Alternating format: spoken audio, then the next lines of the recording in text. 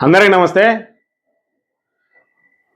PV Narasimha Rao గారు ప్రధానమంత్రి అయిన తర్వాత మరి ఇక్కడ సామాన్యుల చేతిలో భూమి లేదు, అంతా కూడా భూమి అంతా కూడా భూస్వాముల చేతిలోనే ఉన్నది.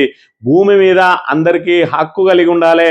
మరి అదే విధంగా ఏదైతే వందలాది ఎకరాలు భూస్వాముల చేతిలో ఉన్నాయో వాటిని అధికారికంగా అంటే మరి దానికి ఒక చట్టం సంస్కరణ తీసుకొని వచ్చి ఆ సంస్కరణ ద్వారా మరి ఇక్కడ ఏదైతే ఆ భూమిని పేద ప్రజలకు వంచడానికి మరి ప్రభుత్వం స్వాధీనం చేసుకోవాలని భూ సంస్కరణ చట్టం ఏదైతే తీసుకొచ్చిందో అలాంటిదే మన గౌరవనీయులైనటువంటి కలెక్టర్, పెద్దపల్లి కలెక్టర్ గారు, భూసేకరణ అధికారులు కూడా ఇప్పుడు ఇక్కడ ఒక కొత్త చట్టాన్ని తీసుకొచ్చినట్టుగా కనబడతా ఉన్నది. భూసేకరణలో భాగంగా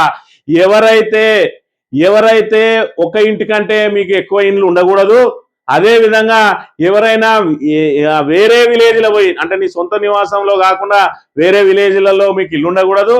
ఇల్లున్నా మీరు ఇక్కడ సొంత విలేజ్లో ఇల్లున్నా కూడా మీరు ఎక్కడన్నా ఇతరత్ర ఉద్యోగ రీత్యనో మరి వ్యాపార రీత్యనో మీరు బయటికి పోయినట్టు ఉంటే దాన్ని మేము భూసేకరణ చేసే సమయంలో మీరు కనుక ఆ ఇంట్లో ఉండకపోతే అది 20 ఏళ్ల క్రితం కట్టినా 30 ఏళ్ల క్రితం కట్టినా తాత ముత్తాతల నుంచి మీకు వారసత్వంగా వచ్చినా కూడా దాన్ని మేము ఖాళీ స్థలంగానే పరిగణిస్తాం, ఆ నిర్మాణానికి మీకు రూపాయి ఇయ్యం అని చెప్పి కొత్త భాష్యాన్ని తీసుకొని వచ్చిండ్రు పెద్దపల్లి జిల్లా కలెక్టర్ గారు మరియు ఇక్కడ ఉన్నటువంటి భూసేకరణకు సంబంధించిన అధికారులు. ఇవాళ ఏదైతే రామగిరి మండలానికి సంబంధించి రాజాపూర్ గ్రామాన్ని సింగరేణి ఎక్స్పాన్షన్ లో OC2 RG3 డివిజన్ పరిధిలో OCP2 ఎక్స్పాన్షన్ లో భాగంగా ఆ గ్రామాన్ని మరి ఇక్కడ తీసుకుంటామని చెప్పి ఆ ఇండ్లను సేకరిస్తాము, ఆ భూములను సేకరిస్తాం, దాంతోపాటు కొంత వ్యవసాయ భూమిని సేకరిస్తామని చెప్పి మరి ఇక్కడ పబ్లిక్ నోటిఫికేషన్ వేసిండ్రు. అందులో ఏవైతే ఇండ్లు మిస్ అయినాయో వాటిని మరి మాది పబ్లిక్ నోటిఫికేషన్ లో మిస్ అయినాయి అని చెప్పి వాళ్ళు దరఖాస్తులు పెట్టుకుంటే ఆ దరఖాస్తులు కూడా మీరు అందులో నివాసం ఉండలేరు కాబట్టి మరి ఇక్కడ మీ ఇంటికి మేము నిర్మాణ వాల్యూ ఇయ్యము అని చెప్పి మరి ఇక్కడ ఆ పీడీలో కూడా అదే వేసిన పరిస్థితి. అంటే ఖాళీ స్థలం ఇల్లున్నది. మరి ఇక్కడ 2 రకాలుగా వీళ్ళకు రాజాపూర్ గ్రామస్తులకు ఇది చూసుకున్నట్టయితే రాజాపూర్ గ్రామం ఎంతటి చక్కటి గ్రామం, ఇవన్నీ కూడా వాళ్ళు వదిలేసుకొని వెళ్ళిపోవాలి. ఇప్పటికే ఓపెన్ క్యాస్ట్లతోటి విధ్వంసం జరుగుతూ ఉన్నది రామగిరి మండలం. మరి పూర్తి స్థాయిలో పెద్ద ఎత్తున మరి ఇక్కడ ఏదైతే ఇబ్బందులు పడతా ఉన్నారు, ఈ ఊళ్ళే అక్కడి నుంచి తుడిచిపెట్టుకోపోతున్న పరిస్థితి. కానీ నష్టపరిహారం విషయంలో మాత్రం ఈ గ్రామస్తులను మరి ఇక్కడ అధికారులు వేయించుకు తింటా ఉన్న పరిస్థితిని మనం ఇక్కడ ప్రధానంగా గమనించాలి. మరి ఇక్కడ ఏదైతే భూసేకరణ చేస్తాం, ఈ ఇండ్లను స్వాధీనం చేసుకుంటాం అన్న రోజున మరి వీళ్ళు ఏదైతే RPN RTH అని చెప్పి 2 నెంబర్లు వేయడం జరిగింది. ఆ 2 నెంబర్లతోటి ఇక్కడ మొట్టమొదల 13వ తేదీన ఏదైతే ఆ పబ్లిక్ నోటిఫికేషన్ వేసిందో ఆ పబ్లిక్ నోటిఫికేషన్ లో మీకు ఏమన్నా ఉంటే మరి మీరు ఫిర్యాదు చేసుకోండి అని చెప్పి మరి మీరు దాన్ని దరఖాస్తు చేసుకోమన్నారు. దరఖాస్తు చేసుకున్న వాళ్ళందరికీ కూడా మరి ఏం సమాధానం ఇచ్చిందో కూడా ఒకసారి చూసుకున్నట్టయితే వీళ్ళు దరఖాస్తు పెట్టిండ్రు. ఏమని దరఖాస్తు పెట్టిండ్రు? గౌరవనీయులైన SDC పెద్దపల్లి గారికి నమస్కరించు రాయనది రాజాపూర్ గ్రామంలో మా నివాస గృహాలకు RPN నెంబర్లు కేటాయించిన. RPN అంటే ఏంటిదంటే రాజాపూర్ పర్మనెంట్ నెంబర్ అట. దానికి RPN అని RTH అనేసి. RTH ఏంటంటే రాజాపూర్ టెంపరీ హౌసెస్, అంటే మీరు పరిహారం కోసమే కట్టినరు అని చెప్పి వాళ్ళ ఉద్దేశం అన్నట్టు. మరి RPN వాళ్ళది కూడా మళ్ళా పబ్లిక్ నోటిఫికేషన్ కష్టపడికి ఖాళీ స్థలం అని చెప్పేసిండ్రు. అసలు ఖాళీ స్థలం అని ఒక ఇల్లు నిర్మాణం ఉంటే ఖాళీ స్థలం అనేసి ఎట్లేస్తారో ఫస్ట్ దీన్ని మరి ఏదైతే వీళ్ళు పెట్టుకున్న దరఖాస్తును వాళ్ళు ఇచ్చిన సమాధానాన్ని కనుక చూసుకున్నట్టయితే నా మనవి ఏమనగా, నా పేరు చెవుల కుమార్, తండ్రి చంద్రయ్య, ఇంటి నెంబర్ 1-37/2 రాజాపూర్ గ్రామం రామగిరి మండలం. నాకు RPN నెంబర్ 23/2 ఇచ్చిండు. మేము మా తాత తండ్రుల కాలం నుండి అదే గ్రామంలో నివాసం ఉంటూ మాకు సదరు స్థిరాస్తులు మాకు వంశపార్యంపరంగా సంక్రమించబడినవి. కావున మేము నివాసం ఉంటున్న ఇల్లు సింగరేణి సంస్థ OCP2 ప్రాజెక్టు బొగ్గు విస్తరణలో కోల్పోవచ్చున్నాము. మా ఇండ్లు OC2 ప్రాజెక్టు కింద కోల్పోతున్నందున మాకు సింగరేణి సంస్థ వారు మా నివాస ఇళ్లకు పైన తెలుపబడిన విధంగా మాకు ప్రాజెక్ట్ నెంబర్లు కేటాయించి ప్రిలిమినరీ నోటిఫికేషన్ జారీ చేసిండ్రు. కానీ SRSP కెనాల్ కింద మా గృహాలు ఉన్నాయని భావించి ఆ ఫిజికల్ స్ట్రక్చర్ కు రికార్డు ప్రకారం ఉన్నదానికి చాలా తేడా ఉన్నది. మా గృహాలు కెనాల్కు చాలా దూరంలో ఉన్నాయి. దీనివల్ల మేము నష్టపరిహారం హక్కును కోల్పోయే అవకాశం ఉంది. కావున మా యందు దయతలిచి మేము నివాసం ఉంటున్న ఇళ్లకు ఆర్పిఎన్ నెంబర్లు కేటాయించినందున మా పేర్లు ప్రిలిమినరీ నోటిఫికేషన్ లో వచ్చే విధంగా చేయగలరని తమరికి మనవి చేస్తున్నాం. అదేవిధంగా మా ఇంటికి సంబంధించిన ఇతర నిర్మాణాలు, బోరు, టాయిలెట్, జామ చెట్లు మరియు ఇతర చెట్లను కూడా అందులో చేర్చాలి అని చెప్పి పెడితే ఈ చెవుల కుమార్కు మరి ఏమిచ్చిండ్రు సమాధానం కనుక ఒకసారి చూసుకున్నట్టయితే, పై విషయం పురస్కరించుకుని సందర్భం 1 ద్వారా పెద్దపల్లి జిల్లా రామగిరి మండలం రాజాపూర్, ఆమ్లెట, బుధవారంపేట శివారులో గల భూములను ప్రజా ప్రయోజనముద్దమై సింగరేణి ఉపరితల బొగ్గు గని కొరకు రాజాపూర్ సందర్భం 2 ద్వారా ప్రాథమిక నోటిఫికేషన్ జారీ చేయడం జరిగింది. ఇటు నోటిఫికేషన్ నందు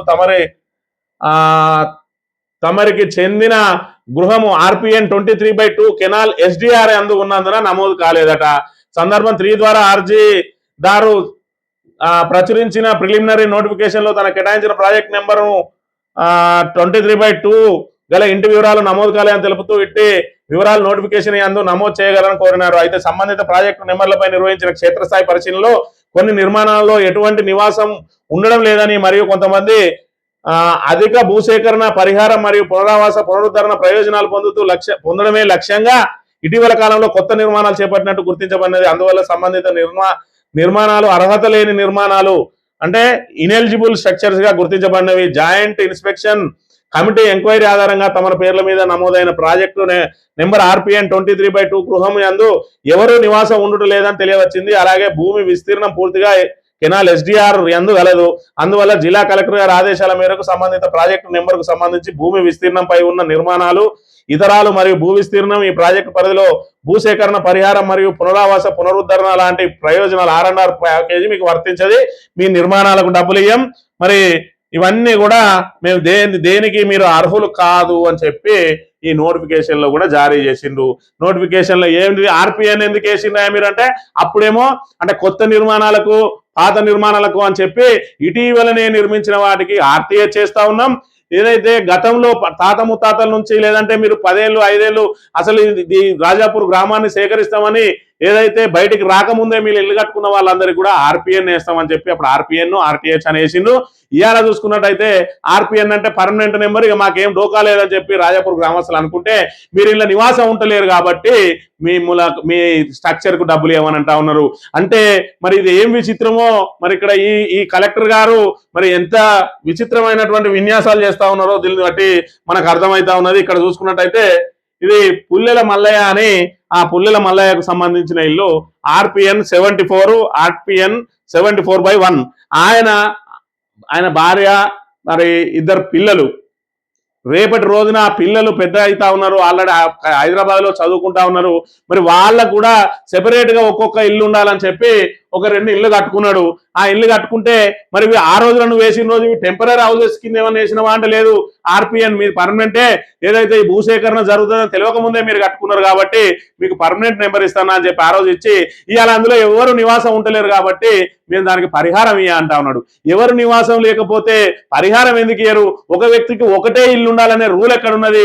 రేపటి రోజున నా బిడ్డ ఒక ఇంట్లో, నా కొడుకు ఒక ఇంట్లో ఉండరని చెప్పి మరి వాళ్ళు చిన్నపిల్లలుగా ఉన్నప్పటి నుంచే వాళ్ళకి పెళ్లిళ్ళు కాకముందు నుంచే ఇల్లు కట్టుకోవడం తప్ప, మరి ఇల్లు కట్టుకుంటే వాళ్ళకు మేము నివాసం ఉన్న ఇంటికి మాత్రమే పరిహారం ఇస్తా అని చెప్పి ఈ కొత్త చట్టం ఎక్కడి నుంచి వచ్చింది? మరి ఇది కలెక్టర్ గారికే తెలియాలి. ఇవాళ చూసుకున్నట్టయితే మరి ఇక్కడ ఎన్ని రాజాపూర్ కు సంబంధించి ఇక్కడ చూసుకున్నట్టయితే 2 రకాలుగా వేసిండు. ఇక్కడ డీడీ రాజాపూర్ గ్రామము మరి ఒకవైపు ఆదివారపేట రెవెన్యూ శివారులో ఉంటది ఒక సగం, తర్వాత ఒక సగం బుధవారపేట రెవెన్యూ శివారులో ఉంటది. మరి రెండింటి కూడా విడివిడిగా డీడీలు వేసిండు, ఏదైతే పీడీ వేసిండు. మరి ఏంటిది అని అంటే ఇక్కడ చూసుకున్నట్టయితే కనీసం వాళ్ళ గ్రామం పేరు కూడా మెన్షన్ చేయలేదు. మొట్టమొదటి వేసిండు గ్రామం ఆదివారంపేట అనేసిండు. మరి ఆల్రెడీ రాజాపూర్ గ్రామ పంచాయతీగా ఏర్పడ్డది. ఆ విషయం కూడా కలెక్టర్ గారికి తెలియదంటే మరి పాపం వాళ్ళ పరిస్థితి ఏందో ఒకసారి అర్థం చేసుకోవాలి. రెండో వైపు చూసుకున్నట్టయితే మరి 2 వేరువేరుగా వేసి ఏ వేసిండు ఎంతమంది అంటే ఇక్కడ చూసుకున్నట్టయితే ఓవరాల్ గా మొదట వేసిన కాడ 253 ఇండ్లకు సంబంధించి ఆదివారపేట రెవెన్యూ శివారులో రాజాపూర్ గ్రామస్తులై 253 మంది ఇల్లు తీసుకుంటున్నాం. అందులో 35 మంది ఆర్పిఎన్ మేము ఆల్రెడీ మీరు పర్మనెంట్ స్ట్రక్చర్ అని చెప్పి చేసినాం, కానీ మీరు నివాసం ఉండనందున మీ నిర్మాణ విలువకు అర్హులు గారు. నివాసం ఉండకపోతే నిర్మాణ విలువకు అర్హులు ఎందుకు గారు? ఇవాళ మనం హైదరాబాద్ లో ఒక ఇల్లు కొనుక్కుంటా ఉన్నాం. మరి ఇక్కడ ఏదైతే రాష్ట్రంలో ఉన్న వాళ్ళందరూ కూడా మరి పెద్దపల్లిలో లేదంటే కరీంనగర్లో సిటీలలో ఇల్లు ఉండాలని చెప్పి మనం కొనుక్కుంటే అక్కడ మరి ఏదన్నా రోడ్డు విస్తరణకు సంబంధించో ఇంకేదన్నా ఇతరత్ర అవసరాల కోసం మరి ఆ గృహాలను కనుక సేకరించినట్టు అయి ఉంటే మరి అక్కడ మనం ఉండలేము, మనం ఇక్కడనే ఉంటాం, మనకు ఒక స్ట్రక్చర్ కావాలి, మనకు ఒక ఆస్తి కావాలని అక్కడ కొనిపెట్టుకుంటే అది రోడ్డు విస్తరణలో భాగంగా దాన్ని భూసేకరణ చేస్తే ఆ భూసేకరణలో మరి ఇక్కడ ఆ ఇల్లు నా పేరు మీద ఉంటుంది, అక్కడ నేను ఎవరికైనా కిరాయికి ఇచ్చుకుంటా, లేదంటే నేను వారానికో 10 రోజులకో పోయినప్పుడు అక్కడ ఉండాలని చెప్పి గెస్ట్ హౌస్ గా వాడుకుంటా.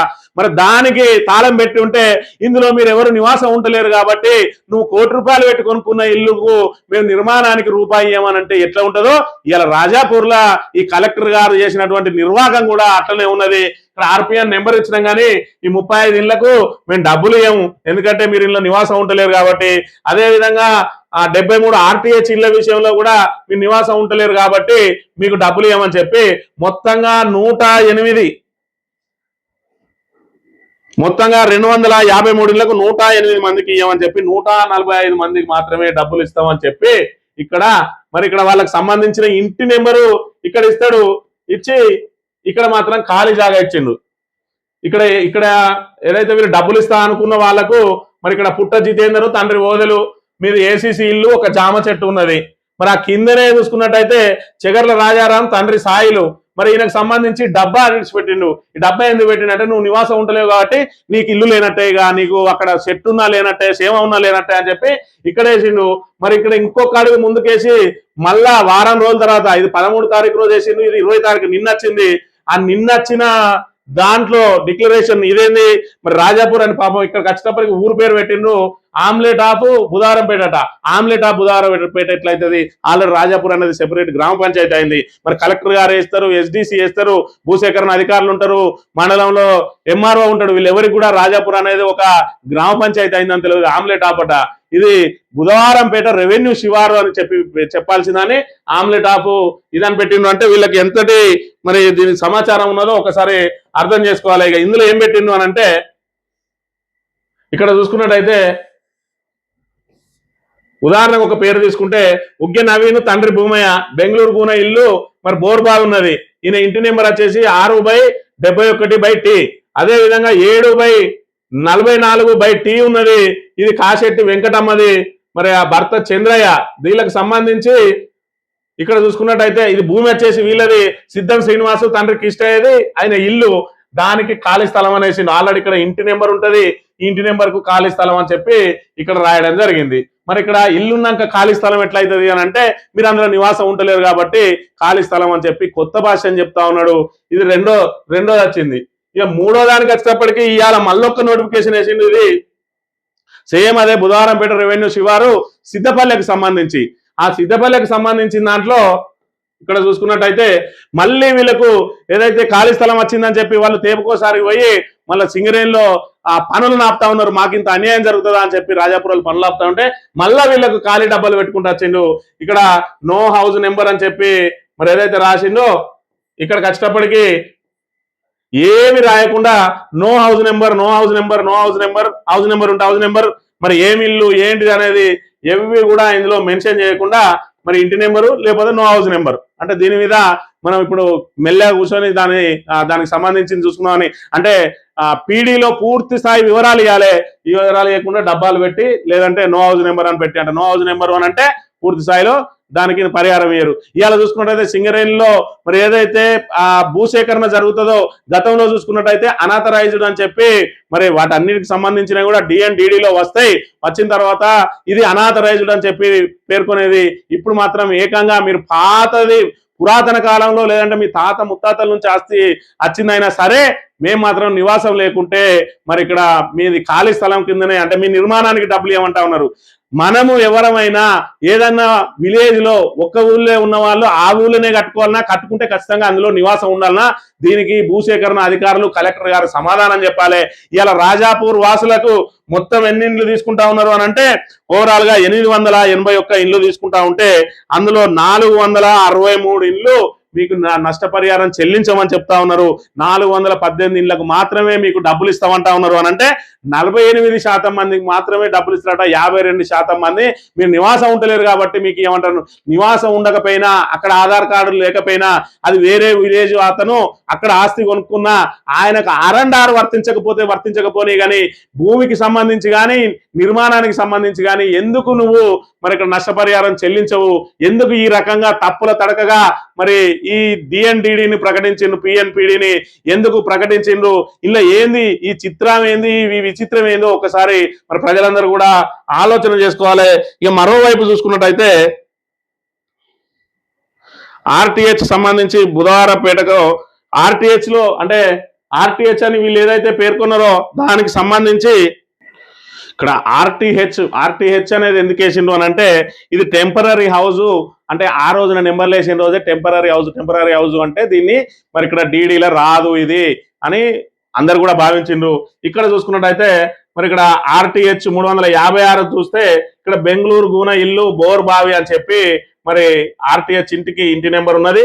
RTH అని ఇందులో ప్రత్యేకంగా మరి మెన్షన్ చేశారు RTH 127 అని. కానీ ఇక్కడ సంబంధించి మాత్రం బెంగళూరు గూన ఇల్లు అని చెప్పి ఇక్కడ చెప్పడం జరిగింది. మరి అదే విధంగా RTN చూసుకుంటే ఇక్కడ 496 మనకు చూసుకున్నట్టయితే 284 చూసుకున్నట్టయితే ఇక్కడ RPN అని ప్రత్యేకంగా ఇచ్చిండు. ఇంటి నెంబర్ 1-13 ఇచ్చిండు. ఇక్కడ పుల్లెల శ్రీకాంత్ అని ఇచ్చిండు కానీ ఖాళీ స్థలం. ఉగ్య వెంకటయ్య అని ఇచ్చిండు, ఇక్కడ ఖాళీ స్థలం. మరి అదే విధంగా చూసుకున్నట్టయితే ఇక్కడ పాట RPN పుల్లెల మౌనిక, ఇక్కడ ఖాళీ స్థలం. పుల్లెల ప్రభాకర్, ఈ పుల్లెల ప్రభాకర్ అమెరికాలో నివాసం అమెరికాలో ఉద్యోగరీత్యా అమెరికాలో ఉన్నాడు.